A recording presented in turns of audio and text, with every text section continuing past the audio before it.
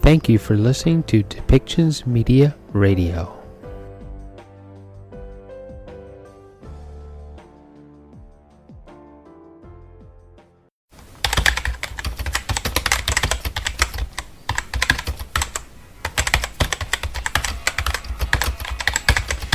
Welcome to Policy and Rights, the show about human rights and government policy.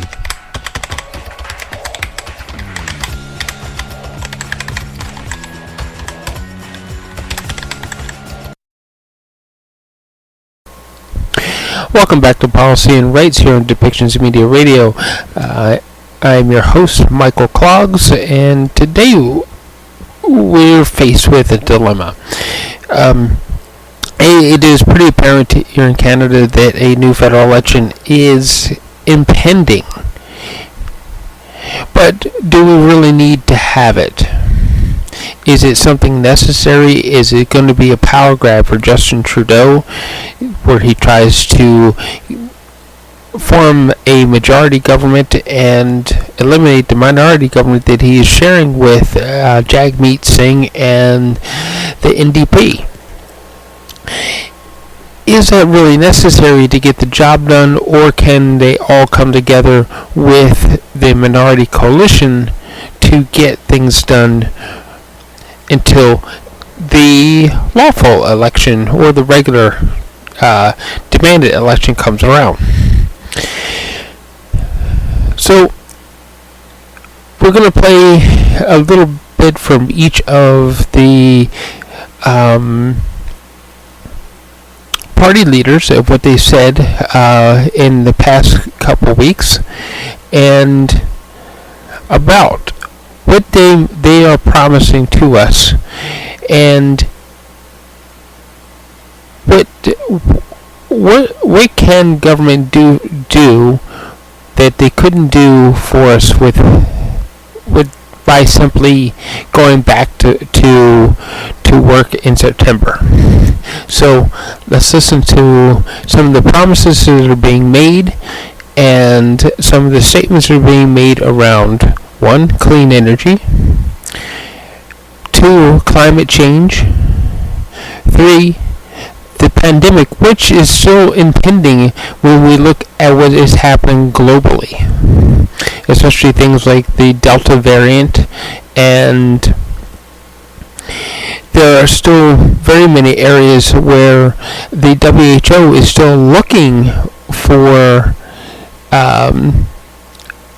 many countries that are underdeveloped or don't have the resources to manufacture vaccines themselves. They're still looking to achieve maybe even just the first 20%.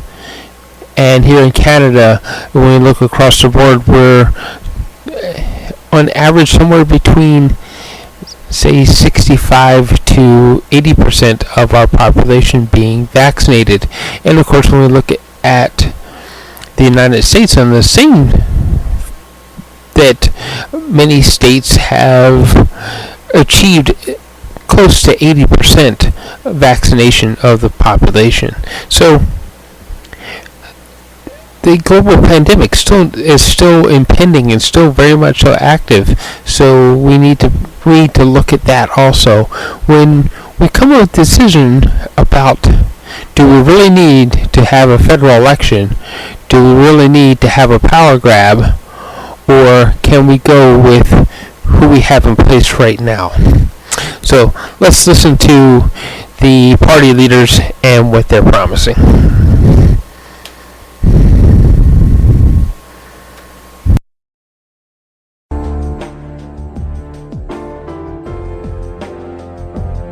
Thank you for listening to Depictions Media Radio.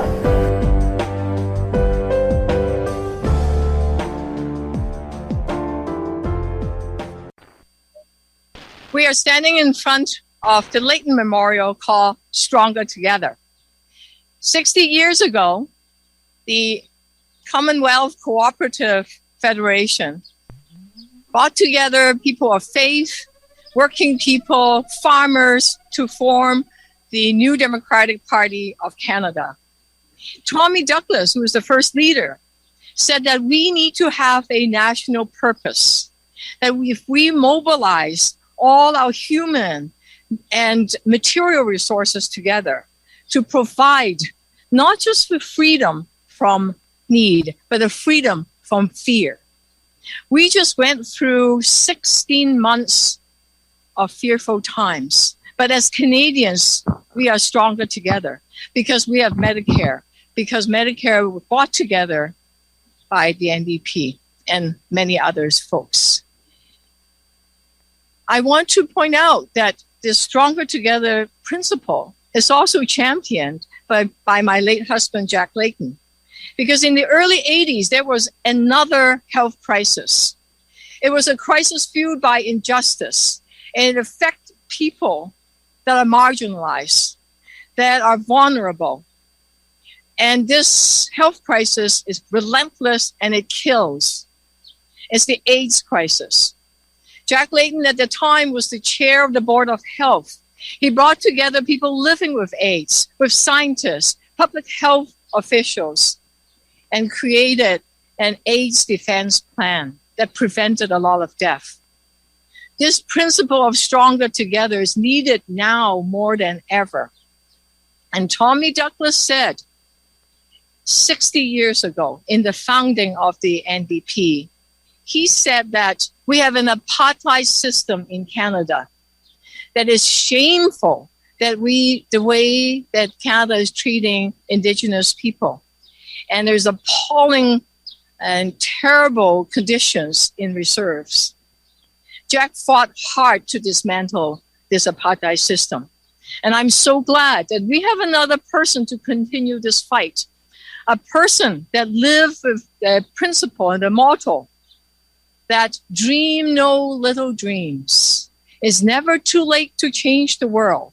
With love, hope, and optimism, we can do it. And let's not let anyone tell you it can't be done. Courage, my friends. And here's Jagmeet Singh, the leader of the NDP. Thanks so much, Olivia. Thank you.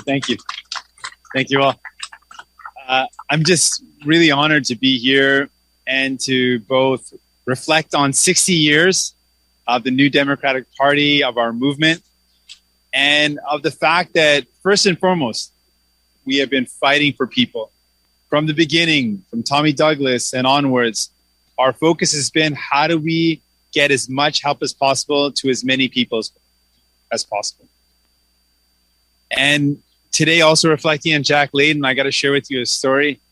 Olivia knows this story as well, that when I first ran in politics, it was under Jack Layton as leader. And he said to me when we were at an event, it was a downtown Call Day parade. We were trying to win in Brampton, and Brampton had never elected a New Democrat. And I was nervous about it, and I wasn't sure if we would be able to win, but I knew that people needed a strong voice. He took me aside, and he hit me with those powerful words. He said, Jagmeet, you're fighting for the right reasons. The people need New Democrats representing them because we're going to fight for them. And don't let them tell you it can't be done. And years later now, after that story, it's a great honor to be the 8th leader of this party, to continue to fight for folks. In this pandemic, we fought to get more help to more people. We're going to continue to do that in the recovery. So that legacy of putting people first, of people over profits, of making sure we take better care of each other. That's exactly what we're continuing to do. We will do that moving forward. We've done that in this pandemic. And in honor of the 60 years of our movement and in honor of Jack Layton, we are going to continue to carry that flame of justice, of equity and fairness in protecting workers, in standing up for families, in protecting our planet, and creating a brighter future. Un grand merci. Je suis tellement fier d'être chef d'un mouvement, d'un parti qui défend les intérêts de monsieur, madame, tout le monde. Notre mouvement était fondé par les travailleurs et travailleuses. Et depuis le début de notre mouvement, on était là pour les gens. Et dans ces temps difficiles, dans ces pandémies, on a continué d'aider les gens avec plus d'aide pour plus de gens. Et si je peux partager une petite histoire de notre ancienne chef, Jack Layton, quand j'étais député ou quand j'étais candidat dans une élection, pour la première fois, c'était pour Jack Layton comme chef. Et il m'a dit que c'est tellement important d'avoir des néo-démocrates qui représentent des comtés parce qu'on livre les marchandises, on aide les gens. Et il a dit que jamais laisser les gens de dire que ce n'est pas possible. Et on a essayé fort et maintenant je suis 8e chef de ce mouvement. Je suis tellement fier de ce qu'on a fait et ce qu'on va continuer de faire pour aider les gens, de défendre les intérêts de monsieur, madame, tout le monde. Merci. Thank you. I'm ready to take questions that you might have.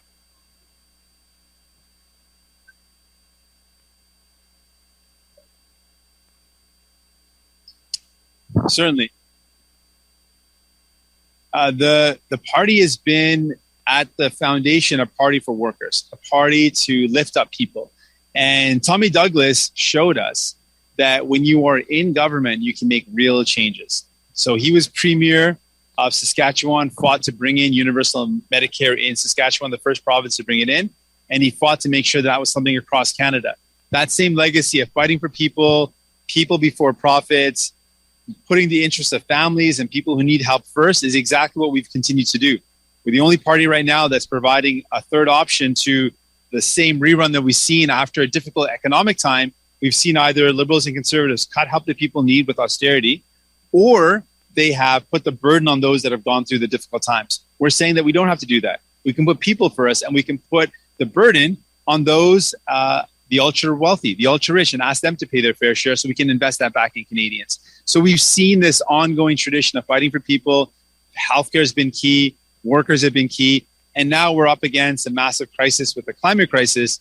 Again, in the tradition of New Democrats, we can fight this crisis by creating thousands and thousands of good jobs that reduce emissions. So that's the same tradition of fighting for people, for standing up for families, and putting people first that we're going to continue.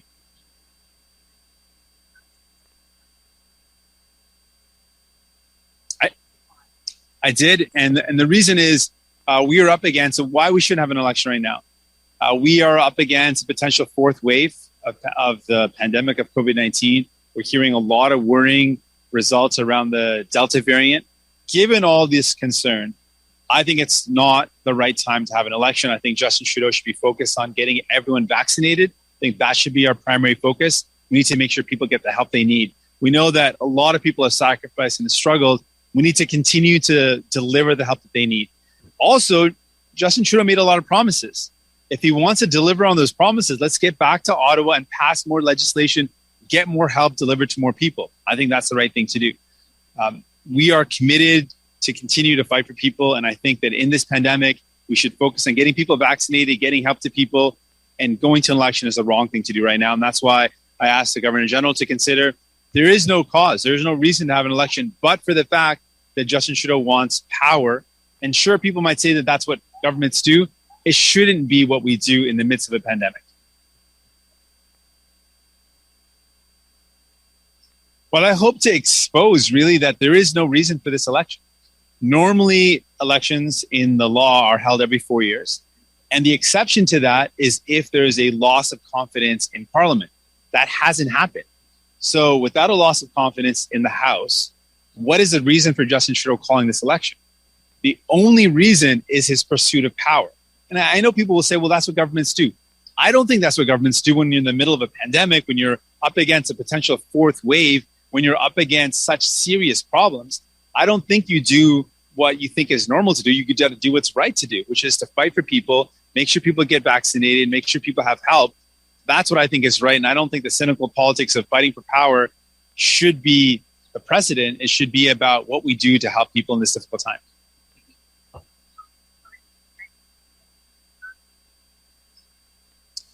We are ready, and we're confident that we can show Canadians that we've been there for them and that we fought for them and will continue to fight for them in the recovery. I just don't think it's the right time. I think the priority should be getting people vaccinated. There's still a large percentage of people who want to get vaccinated. There are some folks call hard to vaccinate because of lack of access, or they might be a little reticent or a little reserved in getting vaccinated, but evidence has shown with a little bit of explanation, with some more transparency, with some more conversations, those hard to vaccinate people, whether it's because of lack of resources, lack of access, or because they need a little bit more information, they are people that will get vaccinated. We can get to 90%. We can take care of people. And I think that should be the priority. Fighting for people has always been our legacy. That's why we're here today with Jack Layton and 60 years of New Democrats. And that's what we want to continue to do.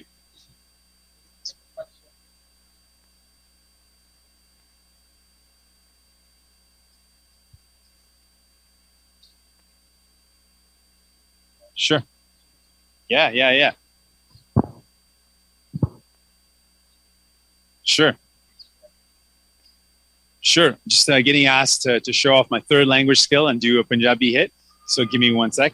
आज ਆਪਾਂ ਇੱਥੇ 60 ਸਾਲਾਂ ਆਪਾਂ ਜੋ ਸਾਡੀ party ਦੀ 60 ਸਾਲਾਂ ਦਾ ਵਰ੍ਹੇਗੰਢ ਮਨਾ ਰਹੇ ਹਾਂ ਤੇ ਸਾਨੂੰ ਮਾਣ ਹੈ ਕਿ 60 ਸਾਲਾਂ ਲਈ ਆਪਣੀ ਜੋ ਪਾਰਟੀ ਹੈ ਆਪਾਂ ਆਮ ਲੋਕਾਂ ਲਈ ਲੜੇ ਆਪਾਂ ਸਿਹਤ ਸੇਵਾਵਾਂ ਲਈ ਲੜੇ ਤੇ ਅੱਜ ਜੋ ਸਾਡੇ ਕੋਲ ਸਿਹਤ ਸੇਵਾਵਾਂ ਹੈਗੇ ਉਹ ਸਾਡੇ ਪਾਰਟੀ ਕਰਕੇ ਨਿਊ ਡੈਮੋਕ੍ਰੈਟਸ ਕਰਕੇ ਹੋਇਆ ਤੇ ਆਪਾਂ ਸਾਨੂੰ ਮਾਣ ਹੈ ਕਿ ਆਪਾਂ ਇਸ ਪੈਂਡੈਮਿਕ ਦੇ ਵਿੱਚ ਲੋਕਾਂ ਲਈ ਹੋਰ ਸਹਾਇਤਾ ਦਵਾਇਆ ਤੇ ਹੁਣ ਰਿਕਵਰੀ ਦੇ ਵਿੱਚ ਆਪਾਂ ਇਹੀ ਗੱਲ ਕਰਾਂਗੇ ਕਿ ਆਪਾਂ ਲੋਕਾਂ ਦੀ ਮਦਦ ਕਿੱਦਾਂ ਕਰ ਸਕਦੇ ਹਾਂ ਇੱਕ ਖਾਸ ਗੱਲ ਹੈ ਕਿ ਬਹੁਤ ਹੀ ਜ਼ਿਆਦਾ ਅਮੀਰ ਲੋਕ ਹੈ ਜੋ ਹੈਗੇ ਜਿਹੜੇ ਬਹੁਤ ਹੀ ਜ਼ਿਆਦਾ ਅਮੀਰ ਕੰਪਨੀਆਂ ਹੈਗੇ ਉਹ ਆਪਣਾ ਪੂਰਾ ਹਿੱਸੇ ਨਹੀਂ ਦੇ ਰਹੇ ਨੇ ਆਮ ਲੋਕ ਆਪਣਾ ਹਿੱਸਾ ਦਿੰਦੇ ਨੇ ਆਪਣਾ ਟੈਕਸ ਭਰਦੇ ਨੇ ਪਰ ਜਿਹੜੇ ਜੋ ਬਹੁਤ ਹੀ ਜ਼ਿਆਦਾ ਅਮੀਰ ਲੋਕ ਨੇ ਉਹ ਨਹੀਂ ਦਿੰਦੇ ਸੋ ਆਪਣਾ ਰਿਕਵਰੀ ਦੇ ਵਿੱਚ ਇੱਕ ਖਾਸ ਮੰਗ ਆ ਕਿ ਆਪਾਂ ਬਹੁਤ ਹੀ ਜ਼ਿਆਦਾ ਅਮੀਰ ਕੰਪਨੀਆਂ ਤੇ ਲੋਕਾਂ ਵੱਲੋਂ ਉਹਨਾਂ ਦੀ ਸਹੀ ਹਿੱਸਾ ਦਵਾਵਾਂਗੇ ਕਿ ਉਹ ਆਪਣਾ ਪੂਰਾ ਹਿੱਸਾ ਦੇਣ ਤਾਂ ਕਿ ਆਪਾਂ ਲੋਕਾਂ ਦੇ ਵਿੱਚ ਇਨਵੈਸਟ ਕਰ ਸਕਦੇ ਹਾਂ ਸਮਾਲ ਬਿਜ਼ਨਸ ਦੇ ਵਿੱਚ ਆਪਾਂ ਇਨਵੈਸਟ ਕਰ ਸਕਦੇ ਹਾਂ ਤੇ ਇੱਕ ਸਵਾਲ ਆਇਆ ਇਲੈਕਸ਼ਨ ਬਾਰੇ ਉਹ ਇਲੈਕਸ਼ਨ ਆਪਾਂ ਕਹਿੰਦੇ ਆ ਕਿ ਗਲਤ ਗੱਲ ਹੈ ਹੁਣ ਚੌਥਾ ਵੇਵ ਦੀ ਇੱਕ ਖਤਰਾ ਹੈਗਾ ਆ ਸਾਨੂੰ ਲੋਕਾਂ ਨੂੰ ਵੈਕਸੀਨੇਟ ਕਰਨਾ ਚਾਹੀਦਾ ਸਾਨੂੰ ਲੋਕਾਂ ਦੀ ਮਦਦ ਕਰਨੀ ਚਾਹੀਦੀ ਨਾ ਕਿ ਇਲੈਕਸ਼ਨ ਵੱਲ ਜਾਣਾ ਜੇ ਇਲੈਕਸ਼ਨ ਕਰਾਉਂਦੇ ਨੇ ਜਸਟਿਨ ਟਰੂਡੋ ਤਾਂ ਆਪਾਂ ਤਿਆਰ ਆ ਇਲੈਕਸ਼ਨ ਲੜਨ ਨੂੰ ਪਰ ਸਾਡੀ ਜੋ ਮਕਸਦ ਆ ਕਿ ਉਹ ਲੋਕਾਂ ਦੀ ਮਦਦ ਕਰਨੀ ਨਾ ਕਿ ਇਲੈਕਸ਼ਨ ਲੜਨੀ ਇਸ ਵਕਤ Any follow-up from that Punjabi question? Or we got Cantonese, we can cover a lot of languages as well.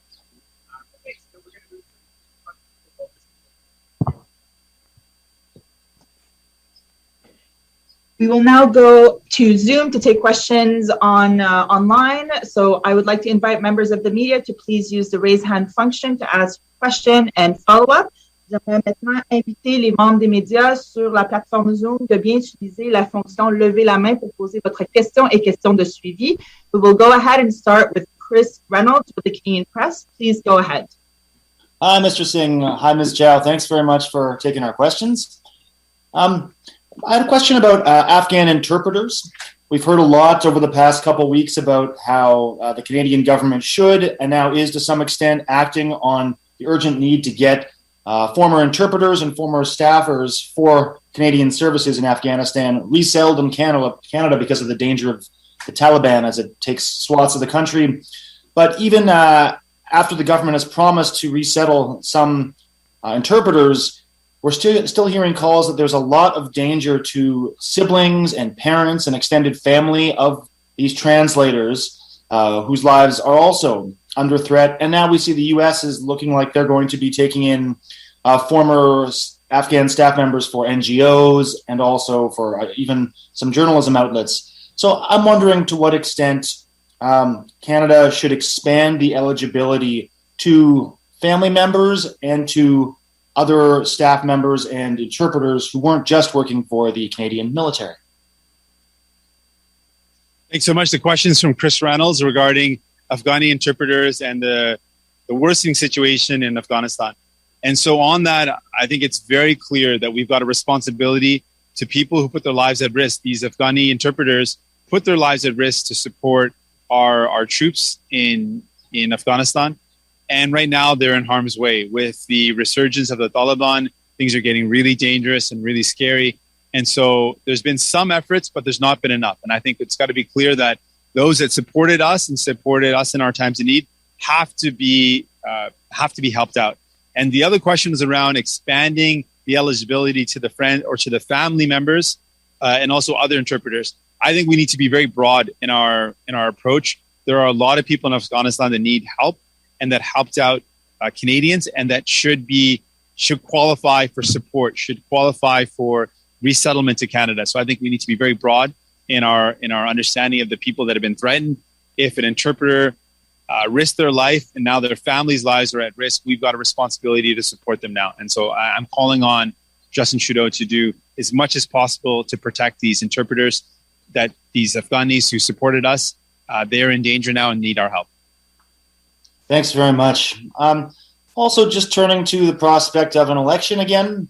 I know you don't necessarily speak directly to polls, which wax and wane depending on the day, but you and the NDP remain very popular compared to previous recent elections. But or 2019 anyway. But NDP's numbers are still relatively low in Quebec.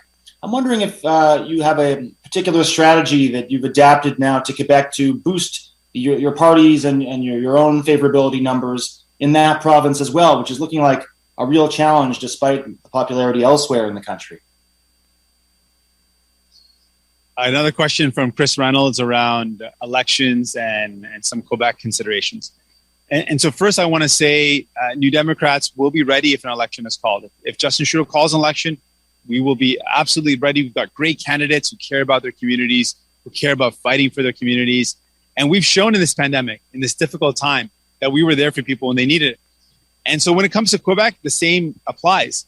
In Quebec, no other opposition party can point to a single victory that they won for people to make people's lives better. And we can point to doubling CERB.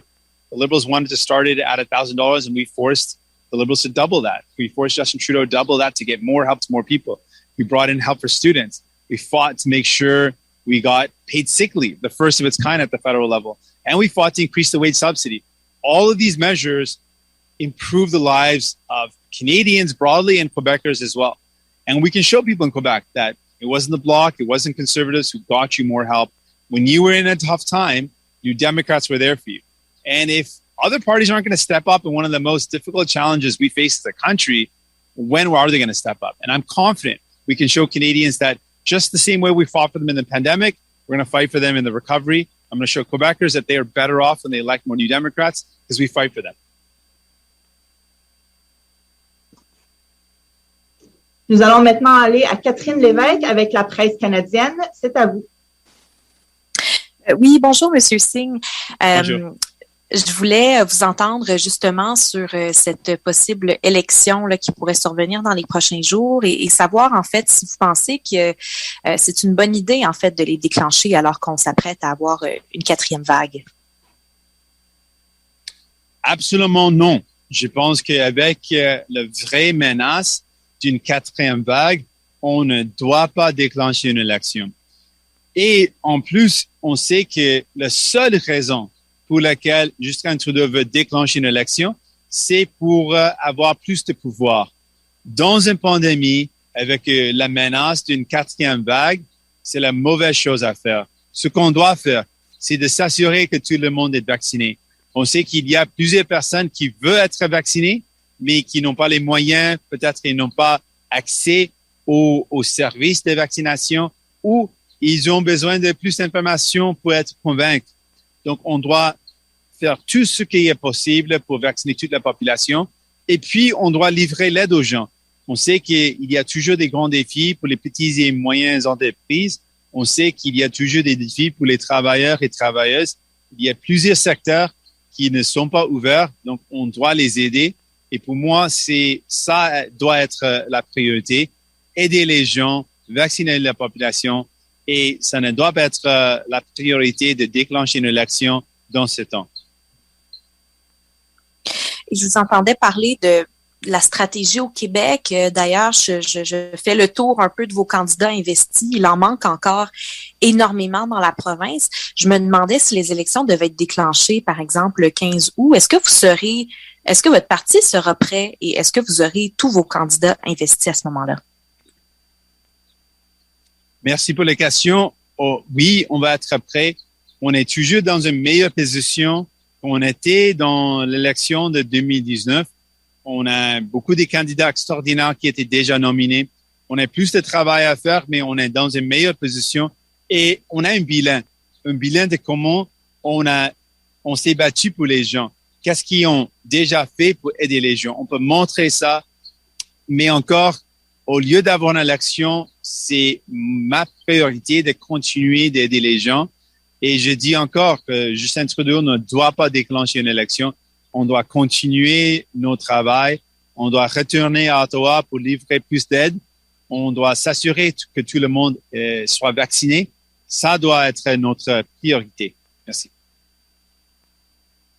Merci beaucoup. Maintenant, nous allons aller à Juliane Lapointe avec Radio-Canada. C'est à vous. Oui, bonjour, Monsieur Singh. J'aimerais vous entendre peut-être sur les interprètes afghans. Vous entendu en anglais, mais peut-être en français. Il y a une manifestation ce matin à Ottawa des anciens interprètes qui demandent que le gouvernement accélère le processus pour ramener les membres de leur famille au pays.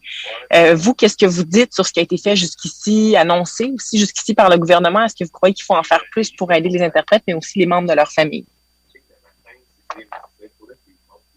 Merci encore. Avec la situation en Afghanistan, c'est clair qu'on doit aider les interprètes qui ont aidé nos forces canadiennes en Afghanistan. C'est clair qu'ils sont en danger à ce moment, sont menacés par les talibans. Donc, ce qu'on doit faire, c'est d'aider ces interprètes avec plus de ressources pour les amener ici au Canada. Mais aussi, je pense, on doit avoir une approche plus large pour reconnaître que leurs familles sont aussi en danger. Et j'appuie la demande d'aider les interprètes et aussi leurs familles. Concernant, je vais vous ramener aussi sur de possibles élections. Vous avez parlé de la possibilité de la 4e vague, que pour vous, c'est peut-être pas le moment d'aller en campagne électorale, mais qu'est-ce que ça voudrait dire à ce moment-là pour le NPD d'être en campagne alors que les menaces du variant et tout ça, on vous a vu dans les dernières semaines déjà là, des images de vous en train de serrer des mains, de prendre des selfies. Est-ce que vous allez avoir une approche plus prudente si effectivement on se lance dans une campagne électorale? C'est une question importante. Premièrement, encore, je répète encore que c'est exactement pourquoi on pense que ce n'est pas le bon moment d'avoir une élection. C'est la mauvaise chose à faire de déclencher une élection. Mais pour répondre à comment on va gérer une campagne électorale, on va continuer d'être vigilant pour suivre les recommandations des experts en santé publique. C'est essentiel que si une élection est déclenchée, premièrement, on ne doit pas la faire, mais si c'était déclenché, on doit être prudent, on doit être vigilant et on va essayer de faire tout ce qu'on peut pour suivre les règles et pour être sécuritaire et protéger notre équipe, mais plus important, le reste du Canada.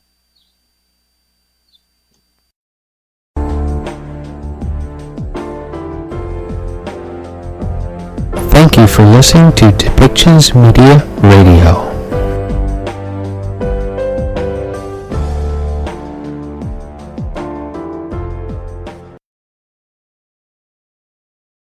Without further ado, please join me in a warm welcome to the Right Honourable Justin Trudeau.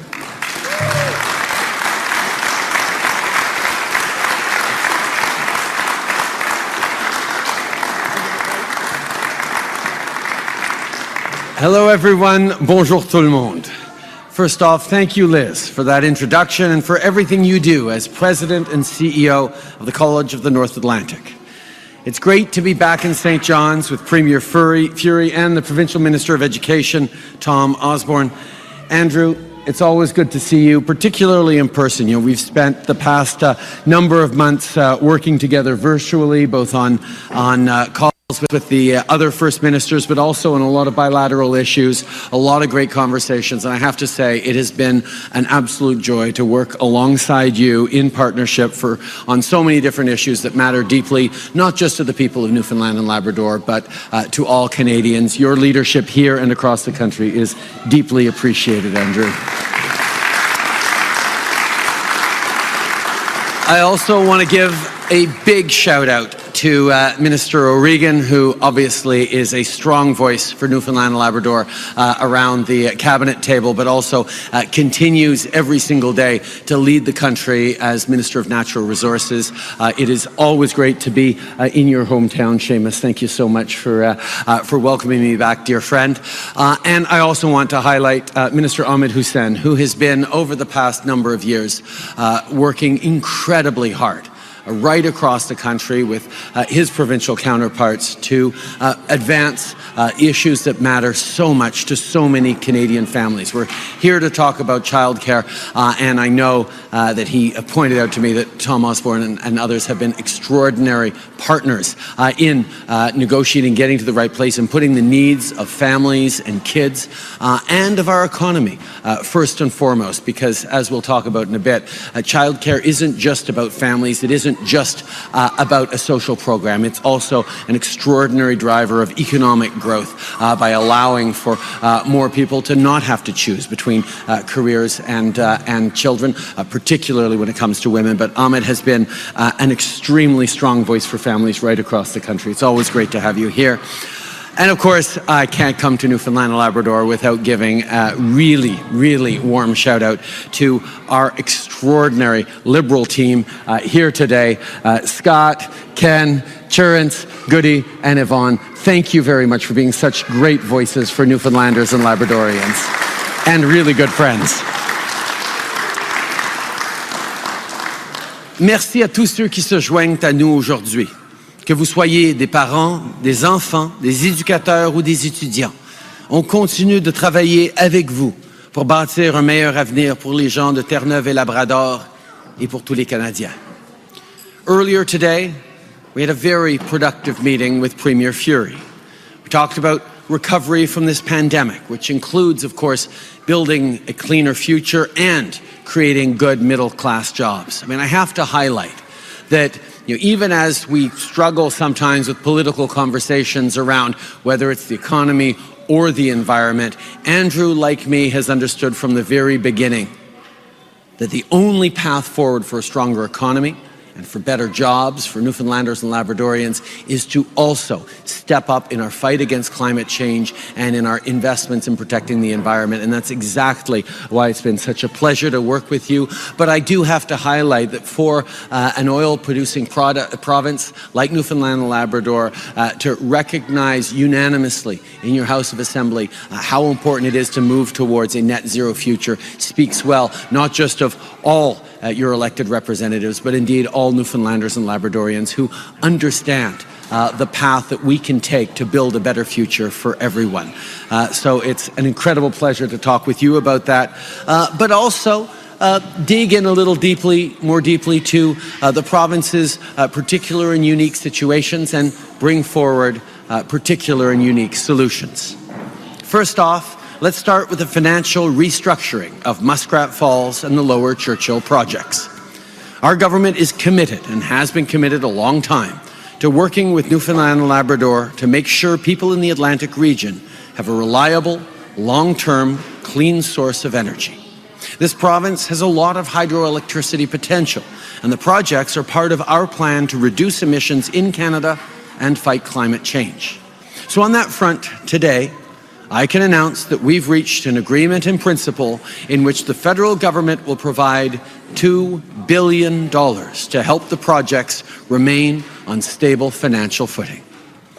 That's $1 billion as an investment in the province's portion of the Labrador Island Link, and $1 billion as a loan for the Muskrat Falls and Labrador transmission assets. Secondly, and on a separate track, the federal government is prepared to commit to annual transfers that would be equivalent to the value of Canada's net revenue from the Hibernia offshore project, with revenue estimated to be around that's up.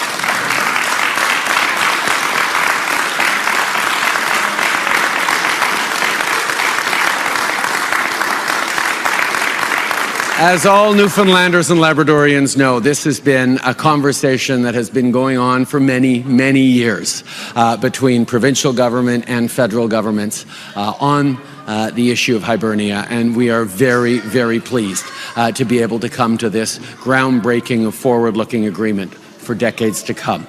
With revenue estimated to be around $3.2 billion over the remainder of its life, these transfers will ensure that Newfoundlanders and Labradorians are the beneficiaries of this project and that the province has what it needs to support the people who live and work here. When it comes to building a better future for everyone, one of our top priorities is to be there for Newfoundlanders and Labradorians. It's a promise I made a long time ago to all of you, and it's one we continue to stand by as we work forward together.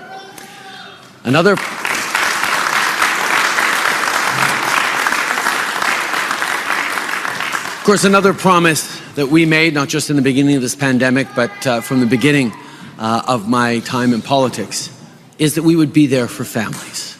And we consistently have, whether it's with the CCB, with investments to support kids, and we're going to continue to make life more affordable and easier for families.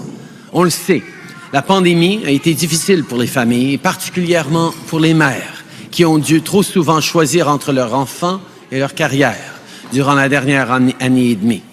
Plus que jamais, c'est le moment de rebâtir en mieux pour s'assurer que tout le monde ait une chance de réussir et de s'épanouir. Here at the College of the North Atlantic, I had the chance to speak with parents as well as students in the early childhood education program. You all know that high-quality, affordable childcare is a necessity, and that's also why we're here today. In April, we laid out our plan to build the first ever Canada-wide early learning and childcare system in Budget 2021. And this afternoon, we're taking yet another step to make that a reality. I can announce that we've reached an agreement with Newfoundland and Labrador to make childcare more accessible and more affordable for parents here in this province. If you're a family with young children, or if you're planning to have kids, here's what this agreement will mean for you. As early as 2023, the average fees for children under 6 in a regulated daycare will drop from $25 a day to $10 a day.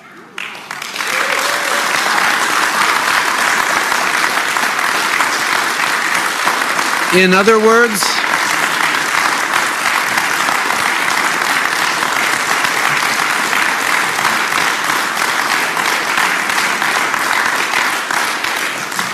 words, you could be soon spending less than half of what you're paying now. And within 5 years, almost 6,000 new spaces will be created. As part of the agreement, a new full-day, year-round pre-kindergarten program for 4-year-olds will also start rolling out in 2023.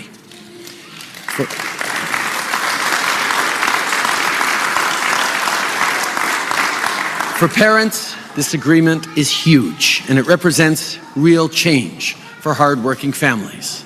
More affordable childcare will help save hundreds of dollars every month to families right across the province.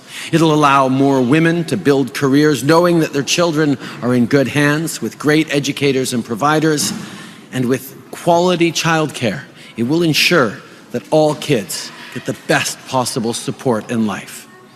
As I mentioned earlier, I know that many of you here today are studying to become educators, or you're already working as educators. When I spent time in front of the classroom as a teacher, even if my students were a bit older than 6, I remember how rewarding it was to accompany young people on their learning journey. As educators, you get to make a difference every single day. Your work is valuable, and our government will always be here to support you.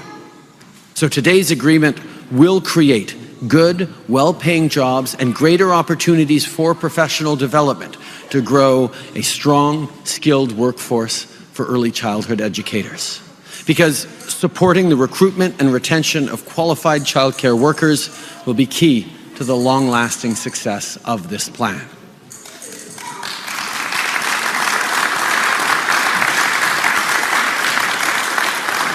Depuis le début de cette pandémie, on a eu à relever plusieurs défis et on a vu à quel point on est capable d'arriver à des résultats concrets quand on travaille ensemble. Et c'est dans cet esprit de collaboration qu'on veut bâtir un avenir encore meilleur. Avant de terminer, je veux remercier encore une fois le Premier ministre Fury pour son leadership sur ces différents dossiers. Andrew, I've known for a long time just how committed you are personally to building a better and cleaner future for Newfoundlanders and Labradorians, and it's been a joy these past many months to work alongside you and your extraordinary team as we've gotten things done. Thank you for your collaboration, and mostly, thank you for your leadership as I continue to look forward to working with you and your team as true partners, not just for the future of Newfoundland and Labrador, but for the future of the entire country. Because together, we will build a future where everyone has a real and fair chance at success. Merci beaucoup, mes amis.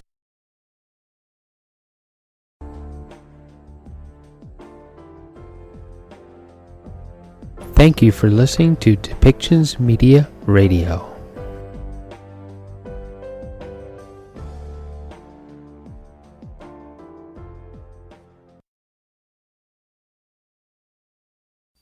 Good afternoon. It is wonderful to be back on the Rock.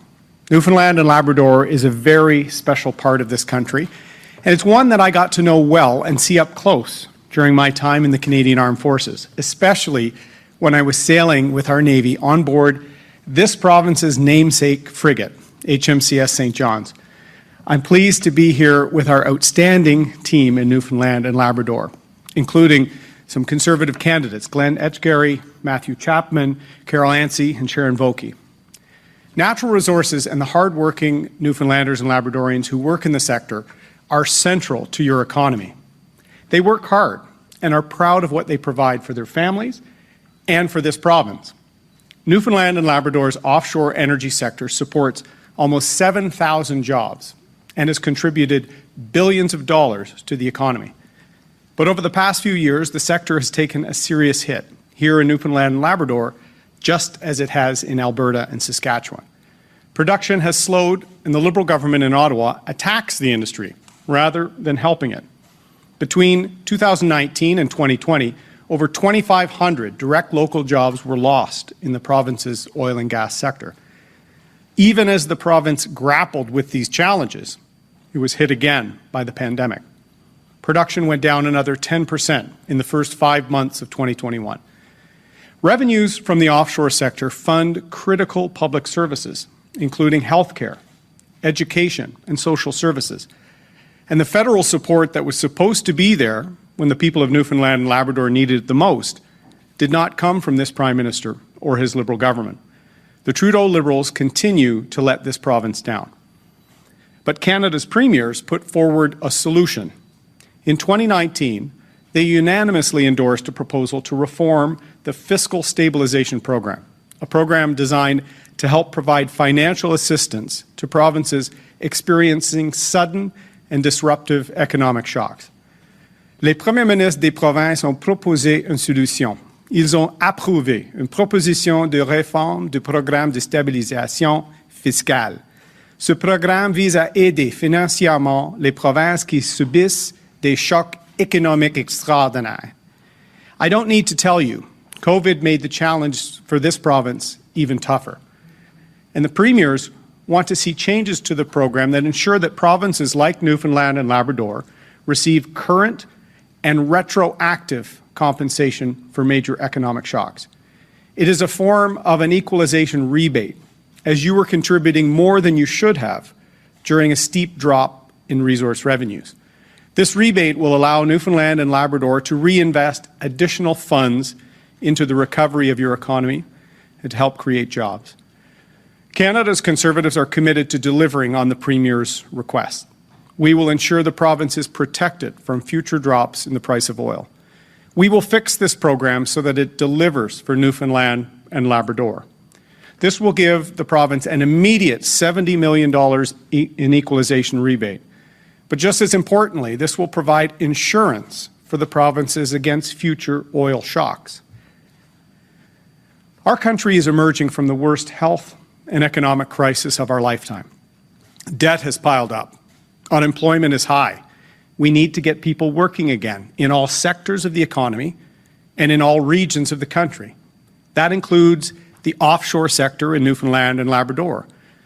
Under Justin Trudeau, Canada lost $160 billion in investment before the pandemic. The Trudeau Liberals want to transition your offshore jobs, and with it, the future of your province. I will have your back. I stood on the Hibernia oil platform when my naval helicopter landed on it. I was on the Grand Banks and the Flemish Cap doing fishery patrols. I've seen firsthand how hard Newfoundlanders and Labradorians work to provide for their family. They deserve someone who respects that and works with them, not against them. Justin Trudeau does not respect the hard work you do because he does not understand hard work. I do. And I want you to know that Canada's recovery plan will get this country working again and secure the future for cities, towns, and outports across the country. Le gouvernement fédéral doit travailler et collaborer avec les provinces. On doit agir en partenaire. Même quand les provinces se sont réunies pour soutenir celles en difficulté, Justin Trudeau a préféré les ignorer. It's time to fix the Liberal policies that have failed Newfoundland and Labrador's offshore energy industry. Fixing fiscal stabilization, eliminating the unfair anti-development C-69 by upholding best-in-class environmental standards while having clear expectations and fair timelines to get the offshore moving again. We will also focus on tourism recovery and rural economic development. For a country that has become fractured under the Trudeau Liberals, we will restore open and respectful federalism and will treat the provinces as true partners in Confederation to begin to heal the division caused by the Trudeau Liberals. Fixing fiscal stabilization is one part of that. Au lieu d'intimider et de faire la morale, un gouvernement conservateur va écouter les provinces. On va s'attaquer à leurs priorités. On va établir un fédéralisme ouvert et respectueux, dans lequel on va traiter les provinces comme des partenaires de la fédération. We must have a serious and ethical government that champions Canadian workers in all sectors and in all parts of the country. We need to be proud of what we do in this country and what we do in our offshore. I want the people of Newfoundland and Labrador to take a hard look at the political parties out there and assess who will be there to defend your jobs. The Trudeau Liberals, the NDP, and the Greens have time and time again failed to stand up for offshore energy industry and its workers. These parties also oppose important economic and cultural aspects of Newfoundland and Labrador, like the seal hunt, and they do not understand the importance of the fishery. There's only one party who will stand up for Newfoundland and Labrador workers, Canada's Conservatives. We will have your back. That is the choice in the next election, whenever it comes. More of the same from the Trudeau Liberals and his partners in the NDP and Greens, more debt, more job losses, less opportunity for young people to stay here in the province, or the other side, the other choice, Canada's Conservatives, who will get the economy in Newfoundland and Labrador back on its feet and restore fairness for the province. Canadians know that you cannot unite this great country if the Liberals and their partners in Ottawa are always holding parts of it back. It's good to be back in this great province again, with some of the nicest Canadians you will ever meet. I saw this in 1999 when I toured the outports of the Avalon as part of the 50th anniversary of Newfoundland joining Confederation. Hardworking people who love their country and want it to do well. A strong Newfoundland and Labrador means a strong Canada. Canada's recovery plan is exactly what this province and this country needs. Canada's Conservatives will secure the future for Newfoundland and Labrador and for all of Canada. Thank you. I'm happy to take your questions. We'll take questions on the right. One question, one follow-up. Bonjour, Monsieur O'Toole. Je m'appelle Patrick Butler pour Radio-Canada. Vous n'avez pas remporté de siège à Terre-Neuve-et-Labrador. Votre parti n'a pas remporté de siège depuis les élections de 2011. Croyez-vous que le Parti conservateur pourra gagner dans les circonscriptions à Terre-Neuve-et-Labrador cette fois-ci? Absolument oui. On a des candidats et candidates extraordinaires et prêts pour gouverner. Les Newfoundlanders et Labradoriens ont besoin d'une voix réelle sur la colline pour les travailleurs, pour la pêche et pour les industries et les jobs ici. On a un plan pour le rétablissement du Canada après la pandémie. On va créer 1 million d'emplois dans un an avec des emplois dans le secteur des ressources naturelles ici à Terre-Neuve. Le premier ministre de Terre-Neuve-et-Labrador, Andrew Furey, a dit qu'il faut arriver à une entente avec Ottawa d'ici octobre, une entente sur Muskrat Falls pour éviter que les tarifs d'électricité des contribuables ici qui doublent. Si vous êtes élu, si on passe une élection très, très bientôt, et si vous êtes élu à quelques jours, quelques semaines de cette date limite, qu'est-ce que vous allez faire pour la province? Merci pour la question. Comme j'ai dit dans mon discours, je vais être un partenaire pour les provinces, pas un paternaliste comme M. Trudeau. Et on va travailler en étroite collaboration avec les défis devant nous après la pandémie, mais aussi les opportunités. Et ici, à Terre-Neuve, les opportunités sont les peuples et les travailleurs. Et je vais lutter pour leurs intérêts. Et ça, c'est la différence entre M. Trudeau et moi. Je vais être un fighter pour les gens ici. Et vous pensez que ce sera possible d'arriver à une entente avec le gouvernement de Terre-Neuve-et-Labrador si vous êtes élu avant octobre?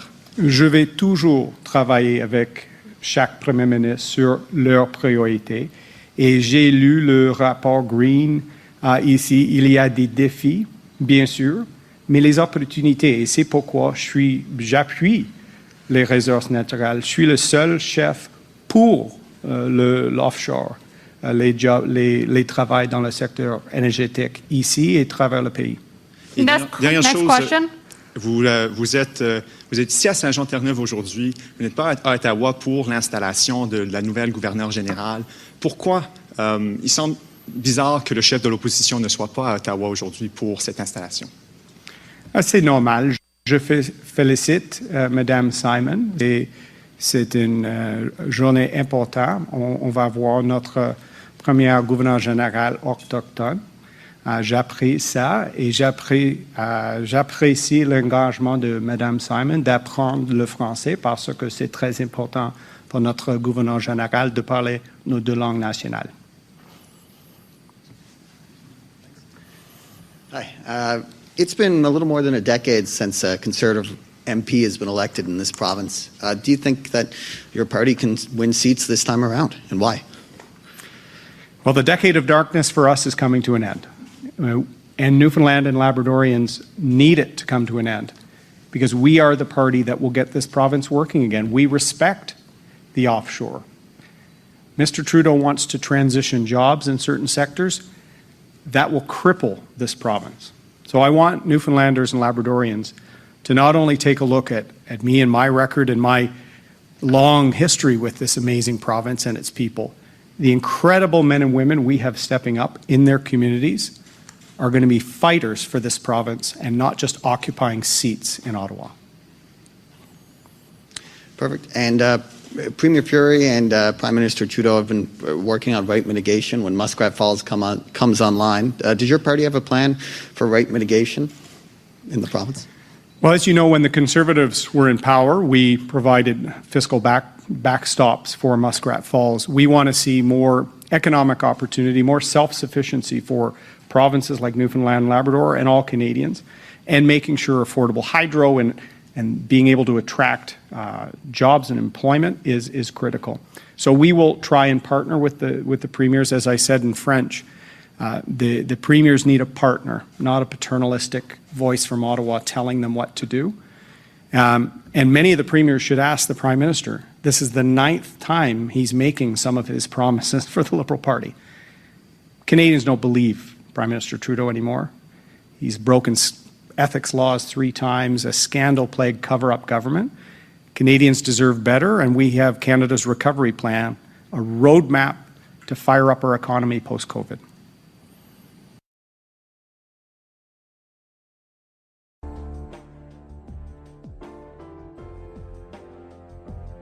Thank you for listening to Depictions Media Radio.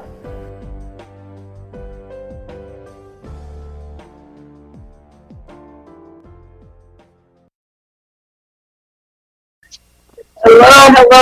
Bonjour tout le monde. Hello. Bonjour tout le monde. Hello, everyone. Thank you so much for being here. First, let me acknowledge the traditional territories of Mississauga, Paquetted, the Anishinaabe, the Haudenosaunee, and the Huron-Wendat. C'est les territoires traditionnels de Mississauga, Anishinaabe, Haudenosaunee, and Huron-Wendat. This is a wonderful day. We are officially opening our Toronto Centre office. We have already launched the campaign, but it is always an incredibly important day when you open your office. This, of course, is something that we wanted to do as soon as we could. Now that we have the opportunity to actually work together, to be together, to have our volunteers congregate together, this is it. And what a fantastic location, right? We're right here in the heart of the village. This is one of the beating hearts of Toronto Centre. This is a community where many of our volunteers, many of our members, this is their home as well. Physically, literally their home. And so being here, being in this vibrant community, being in this community that was so supportive of us in the 2020 by-election is going to be really meaningful and also, let's be honest, a lot of fun. So, in terms of Toronto Centre, I've said these things before, but Toronto Centre, for me, if you're looking for an origin story for myself and my family, and I see my mom over there, I'm going to call you over a second, Mommy. The origin story for us is really here in Toronto Centre. I was born in Toronto Centre. My mother's first job after becoming a qualified teacher in Canada was in Toronto Centre as part of the ambiance. My grandmother was a nurse back in the Caribbean when she came to Canada and wanted to continue at least caring for people. She became a personal support worker and a nurse's aide, and she worked in the hospitals in this riding as well. And so this is a place that means a great deal to our family. And for me, when I thought, where do I want to distribute my service? It was clear to me, as it has been in 2019 and in the 2020 by-election, that I wanted it to be Toronto Centre.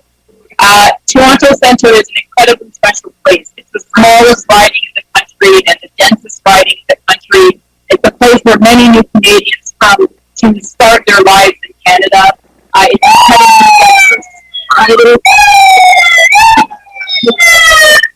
an incredibly active riding. It really is a microcosm of our country. So many of the issues that we are facing as a country, you can see them playing out here. Toronto Centre is a place where many people continue to struggle with addiction and with drug use.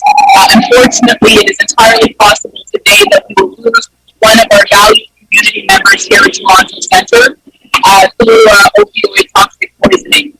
Toronto Centre is also a place, as I said, where we have many new Canadians, many people who are coming to start their lives in Canada. It's a place that is the centre of the urban Indigenous population in Canada. It's a place that is one of the least affordable ridings in the entire country as well. Even with all of this diversity and even with the challenges, this is a community that's incredibly resilient. And throughout the pandemic, everyone across the community, whether in low-income neighborhoods, high-income neighborhoods, they stepped in and said, what can I do to help my neighbor? What can I do to help my community? I have never encountered a place as civic-minded as Toronto Centre. It's doing all it can for itself. It's doing all it can to help itself. It needs some more help from the person that chooses to represent it. It needs a champion in Ottawa, and I want to be that champion.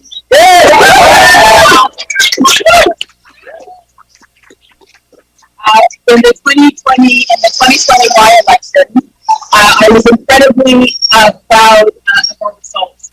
We didn't win the seat, but this is a seat that has been held for 27, almost 28 years now by the Liberal Party. And in 3 weeks, and that's all the time we had, 3 weeks, we were able to increase year from 7% to 33% and to come a very strong second. So imagine what we could do and what we can do with a little more time.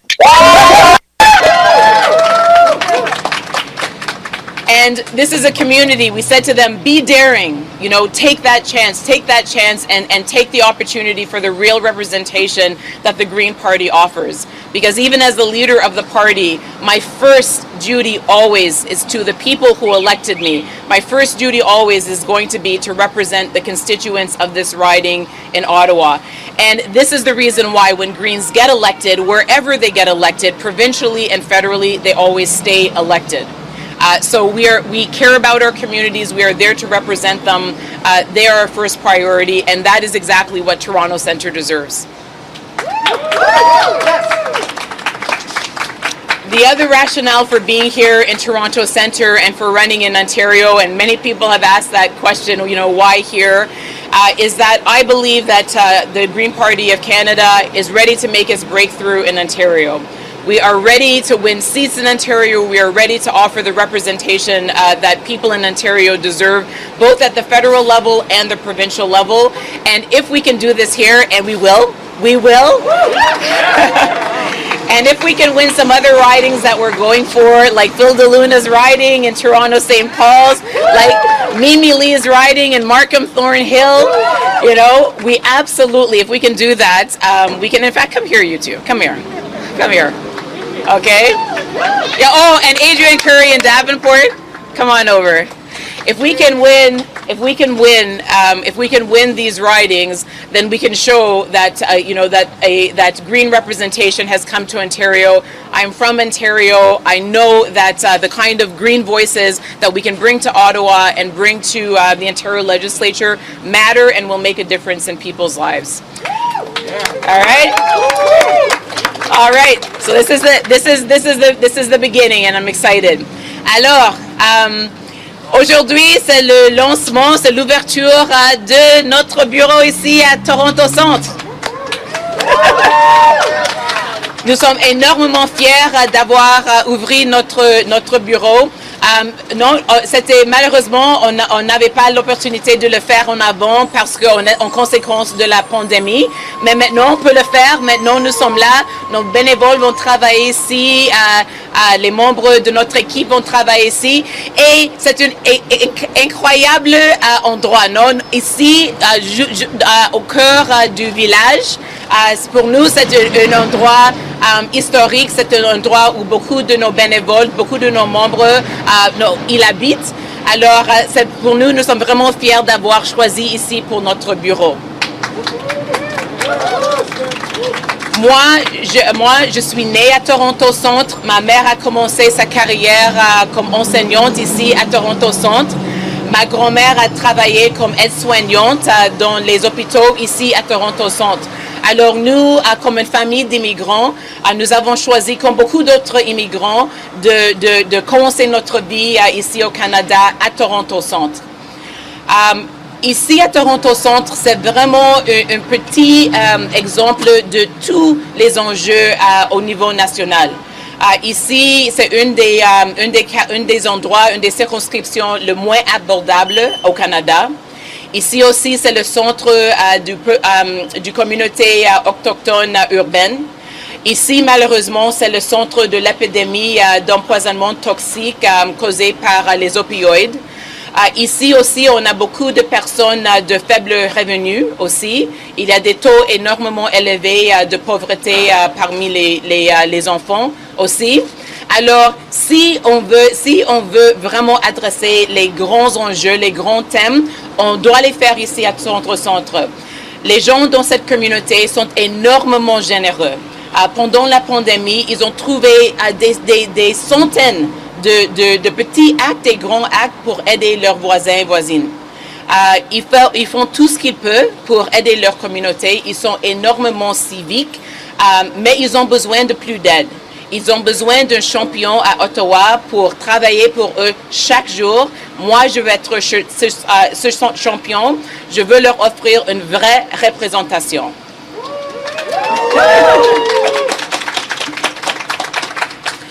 Alors aussi, on cherche à créer notre base ici en Ontario. C'est le moment à le faire. Moi, je suis née ici en Ontario.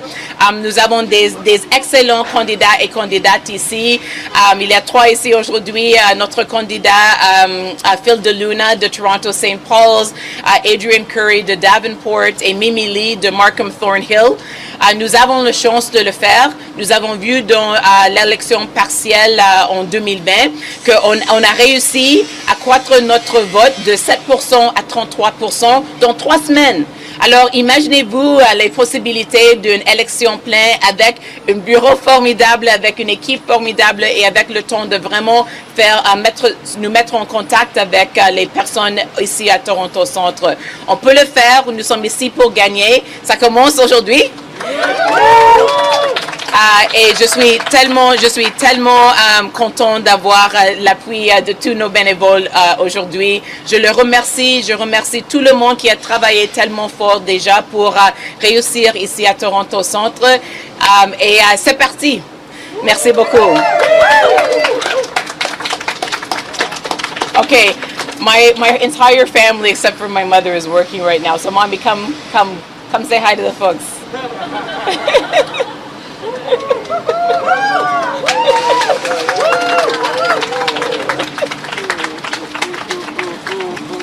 All right. Okay. This is my mom. That's right. And just down at Lord Dufferin. Who knows Lord Dufferin? Down at the corner of Parliament and Dundas. That's where my mom started her teaching career here in Toronto. And you will see her most days going forward, handing out flyers on her own. She doesn't like to be slowed down being part of a team. Right, Mommy? Okay, thank you. All right, thank you. Okay. Yep. All right, Mommy. Okay, and my mother-in-law, come. Yeah. It's a family affair. And father-in-law. This is my mother-in-law, my father-in-law. Always there to support me, and these are definitely the 2 most tireless volunteers, absolutely. And David's a close second. Thank you so much for coming. Thank you. Okay. All right. I'm ready for any questions. Thank you so much. Hello, thank you for joining us today. Our first question will be coming from Natasha from Radio Canada from the ground. Bonjour. À vous entendre, il n'y aurait pas de conflit interne au sein de votre parti. Vous êtes très positif aujourd'hui. Pourquoi ne pas l'avoir mentionné? Parce que l'objectif aujourd'hui, c'est d'ouvrir notre bureau ici à Toronto Centre, c'est de lancer un peu plus formellement notre campagne ici à Toronto Centre. Et je peux dire honnêtement, après plusieurs jours de passer dans la communauté, de m'introduire finalement à la porte à les résidents de cette circonscription, que leur intérêt, ce n'est pas dans les enjeux internes de notre parti. Ils me demandent pourquoi il y a des couvertures à la prestation d'urgence. Ils me demandent qu'est-ce qu'ils vont faire en tant qu'aînés avec le taux élevé quand il va magasiner. Ils me demandent comment il peut trouver un logement abordable. Alors honnêtement, ça c'est les concerns de cette communauté. Moi, je suis vraiment ciblée sur les prochaines élections. Je suis vraiment ciblée sur gagner ici à Toronto Centre pour offrir une meilleure représentation aux gens ici. Alors, mes intérêts sont les intérêts des gens ici à Toronto Centre. C'est clair qu'il y a des électeurs qui se posent des questions sur votre leadership. Comment est-ce que vous expliquez que votre propre parti conteste la décision d'arbitrage devant les tribunaux? Vous devez l'expliquer. Oui, bon, c'est quelque chose d'assez nouveau, mais je peux dire que ce n'est pas le parti qui le conteste, c'est quelque chose qui était comme des autres actes lancés par un très petit groupe, vraiment un groupe minoritaire. Je ne veux pas entrer dans les détails parce que désolée pour tous les camions. Je n'entre pas trop dans tous les détails, mais comme j'ai dit, il y a un groupe, ils sont en train de sortir de notre conseil. Leur terme se termine en août. Alors, pour moi, c'est tellement important d'être ciblé sur notre travail ici à Toronto Centre, de vraiment aller parler des enjeux qui concernent les gens ici à Toronto Centre et partout au Canada, et de ne pas laisser notre parti être trop distrait par ces enjeux. Parce que nos membres, nos bénévoles, nos candidats et candidates, ils ont besoin, ils méritent une certainité. C'est mon travail de l'offrir. C'est ça que je suis en train de faire. Et oui, je demande à tout le monde un peu de patience et de vraiment regarder vers l'avenir de notre parti, de regarder vers nos candidats et candidates excellents qui se présentent dans leur circonscription.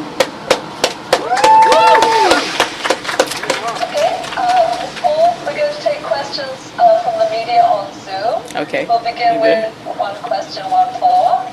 Nous allons commencer avec des questions sur Zoom. Il y a une question suivie. We will begin with Alex Balagon from the Toronto Star. Please go ahead, Alex. One question, one follow-up. Thank you.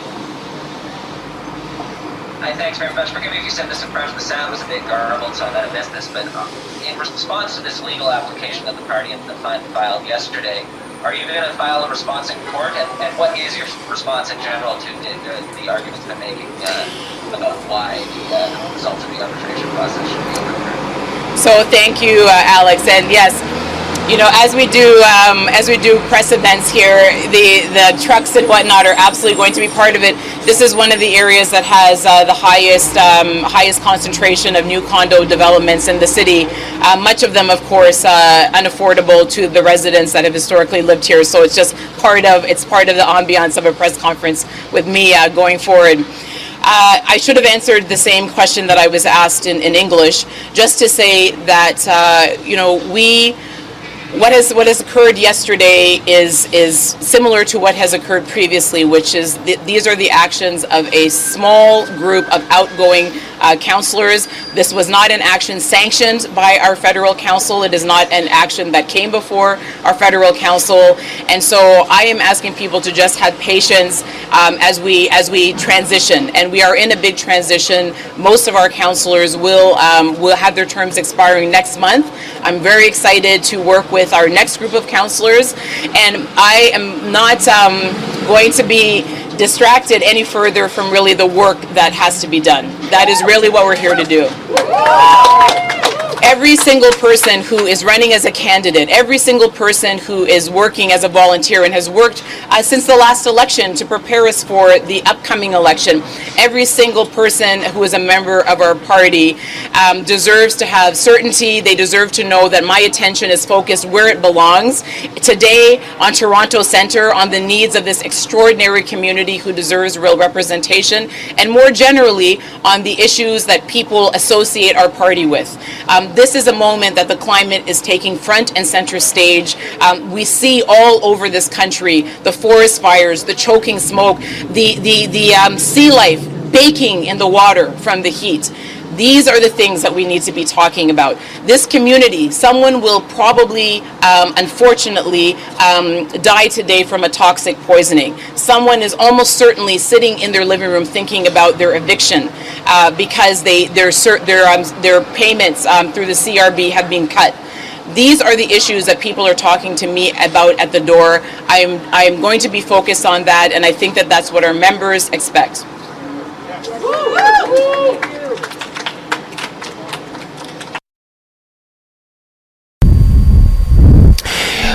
For me, one of the biggest issues in this next federal election hasn't even been talked about a whole lot, and it is one, is this the right time to have an election? Two, what kind of supports are going to be brought about to help small businesses? To help support small business so that small business can thrive and take the place it needs to have in our economy. Small business has always been the backbone of the economy. Small business is the reason why we even have a Canada to begin with. how is that going to be supported? It's great to have $10 a day daycare. It's great to have job supports and supports through unions. But if we're not supporting what is truly the backbone and the driver of the economy, which is small business is what takes up all the space that is needed to make our economy great and helpful to our people. So with that, thank you for listening today. Of course, my name is Michael Clogs, and you've been listening to Policy and Rights here on Depictions Media Radio. And please check out our next podcast.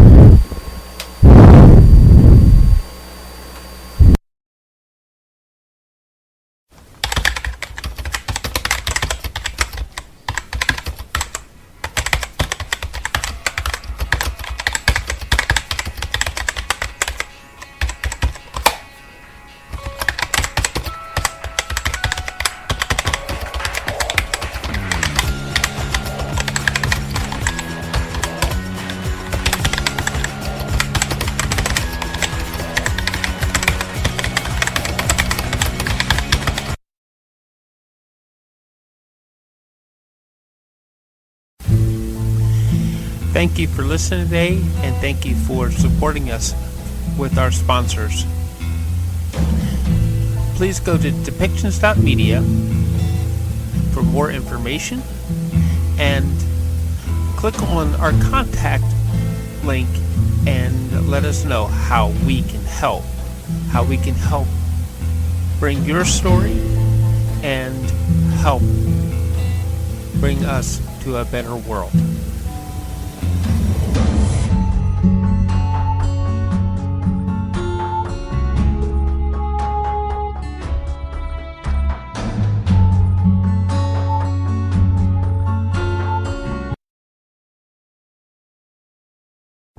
This show has been produced by Depictions Media. Please contact us at depictions.media for more information.